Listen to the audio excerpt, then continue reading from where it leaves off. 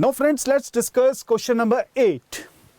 The angle of elevation of the summit of the mountain from a point on the ground is 45 degree. This is a very interesting sum. Again, this problem you might have gone through such type of problems in class 10th.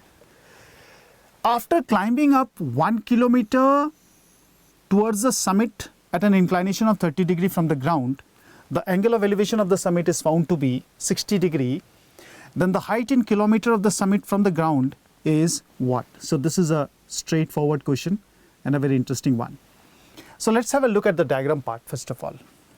So we have the height of the summit. This is the height we can take. Now we have a point here. So if I take this point, we can just join this point on the ground and we have this part. So we can just see what has been given to us. The angle of elevation of the summit of a mountain from the point on the ground. So this is coming out to be, say, we have A here, we have B here, and we have C here. This is 45 degree. So yes, AB divided by BC is going to be 1045 degree, right? So 1045 means we are talking about AB is equal to BC. So this is one point we can take. Now one more thing is given, that after moving 1 kilometer, something like this, at an angle of 30 degree, at an angle of 30 degree. So this is 30 degree we have. The angle of elevation changes. So it changes to what? It is found to be 60 degree now, right? Now, if it is 60 degree, that means we are talking about this part, this one, right? So this is 60 degree we have. This is M, this is N. So, my dear students, you can just have a look at this problem. This is a purely a 10th problem. You have to just consider the triangles. This is the triangle, the whole triangle. And once you consider this triangle, we just find the value of AM first. Then you find MB using the T ratios. And once you find it, you get the sum of AM and MB. That is the final answer we have, right? So simple calculation, as I told you, just use T ratios. So the second one is the correct one we have. Now friends, let's talk about question number 9. This is a problem based on binomial theorem. And the question states that if the constant term in the binomial expansion of root x minus k upon x square raised to the power 10 is 405, then mod of k equals to what? So it's a problem which is based on the general term of binomial expansion, and very simple one. I consider this to be an easy one. Now let us discuss this problem. You can just write TR plus 1 first of all. So TR plus 1 is minus 1 raised to the power r. This is 10 CR root x raised to the power 10 minus r. Then we have k upon x square raised to the power r we have, right? So that means we are talking about minus 1 to the power r. This is 10 CR. X raised to the power, we have 10 minus r divided by 2, and this is k raised to the power r, then x raised to the power minus 2r we have.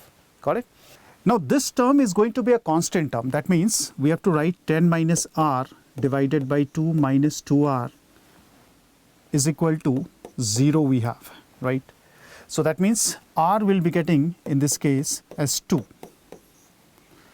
Now if I get r here, so that means we can just have a look at this part, that what is the constant term we have, because the x term we don't want to take it here. So we can just write minus 1 square, that is r square. We have 10c2 here, right? And what we have, yes, because we are taking only the term which is independent of x. So we can just take k to the power 2 also, which is equal to how much?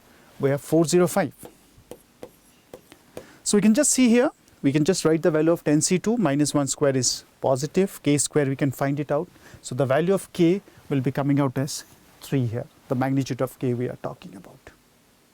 Now friends, let's talk about question number 10. f is a function from R to R be a function which is defined by fx is equal to max of x and x squared.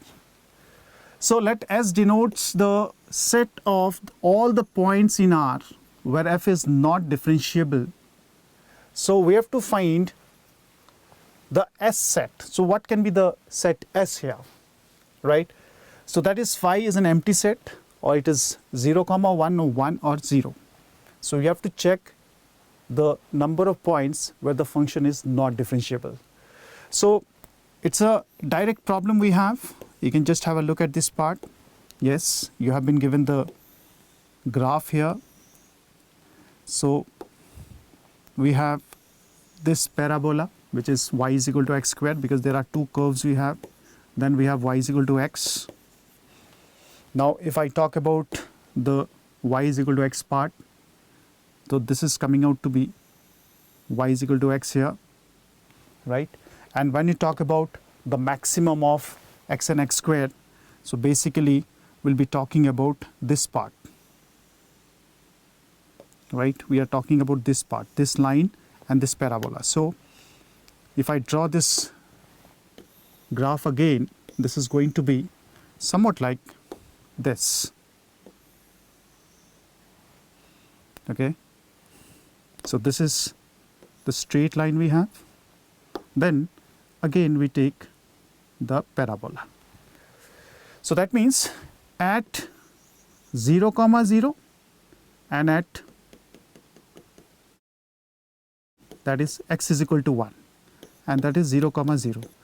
So at x is equal to 0 and x is equal to 1, we can say that the function is not differentiable. Multiple tangents can be drawn. So the second option is the correct one we have.